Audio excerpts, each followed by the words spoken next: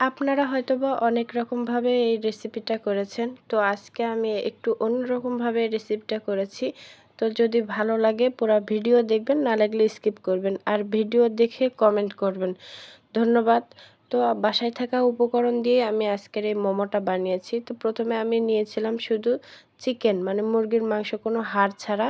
আর একটু আদা দিয়ে মাংসটা ব্লেন্ড করে নিয়েছি। আর তার ভিতরে কিছুটা কাঁচামরিচ, পেঁয়াজ আর বাসায় থাকা যে গুঁড়া মশলাগুলো ছিল, মরিচের গুঁড়া, হলুদের গুঁড়া, একটু ধনিয়ার গুঁড়া দিয়ে, তারপরে সয়া সস, টমেটো সস, এগুলো দিয়ে মাংস খুব সুন্দর করে মাখিয়ে নিয়ে কিছুক্ষণ ম্যারিনেট করে নিব। তারপরে আমি আটার যে ডোটা ওইটা তৈরি করে নেব। আমি কিছুটা আটা নিয়েছি, আপনারা চাইলে ময়দাও নিতে পারেন। আমি কিছুটা আটা নিয়েছি এবং 1 চামচ পরিমাণ কর্নফ্লাওয়ার দিয়ে একটু লবণ দিয়ে হালকা গরম পানি নিচ্ছি আমি একদম ঠান্ডা পানি নেই, একটু হালকা গরম পানি যেন হাত দেওয়া যায় এরকম একটু পানি দিয়ে আমি ডোটা বানিয়ে নিয়েছি।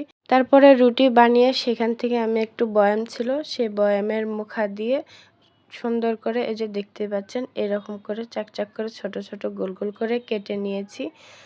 আর তারপরে যে সাইডের অংশ ছিল ওটা তুলে ফেলে দিয়ে, আর ডোটা থেকে এই যে মুরগির মাংসটা ম্যারিনেট করে রেখেছিলাম, সেই মাংসটার ভিতর দিয়ে এই যে মোমোর শেপ দিয়ে দিচ্ছি।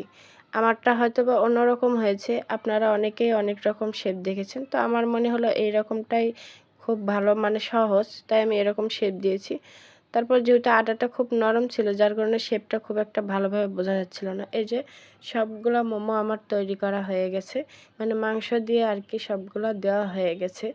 তো এবার রান্না করার পালা। তো প্রথমে আমি ফ্রাই প্যান নিয়েছি। আর হ্যাঁ, ফ্রাই প্যানে আমি কোনো রকমের তেল ইউজ করিনি, সম্পূর্ণ তেল ছাড়া। আপনারা অনেকেই রাইস কুকারে বা কোথাও ভাপ দিয়ে শুধু রান্না করেন। আমি কিন্তু বলেছি প্রথমে যে একটু অন্যরকমভাবে রান্না করব আমি। তাই যখন ফ্রাই প্যানে সবগুলা দিয়ে দিলাম, তারপরে হালকা একটু পানি দিয়ে ঢাকনা দিয়ে ঢেকে দিব কিছুটা সিদ্ধ হওয়ার জন্য। আর এদিকে আমি টক তৈরি করব।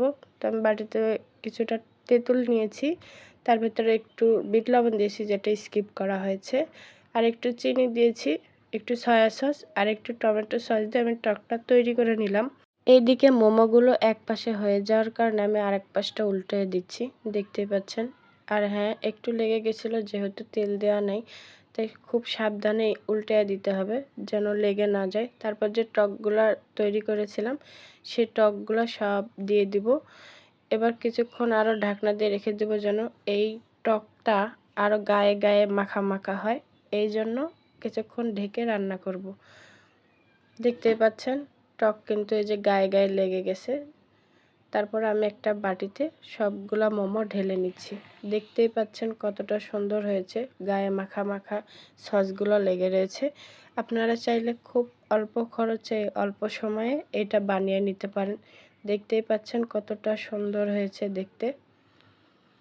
হ্যাঁ, অনেকেই আছেন বড় ভিডিও আপলোড করলে পুরো ভিডিও না দেখেই শুধু একটা কমেন্ট করে চলে যান। তো আপনাদের ভিডিওতে কমেন্ট করা দেখেই বোঝা যায় যে কে ভিডিও দেখে কমেন্ট করেছে আর কে ভিডিও না দেখে কমেন্ট করেছে। তো এই যে দেখতে পাচ্ছেন কতটা, অনেকে হয়তো বা বলবেন ভেতরে মাংস কাঁচা, এজন্য আমি কিন্তু অনেকটা সময় সিদ্ধ করে নিয়েছি।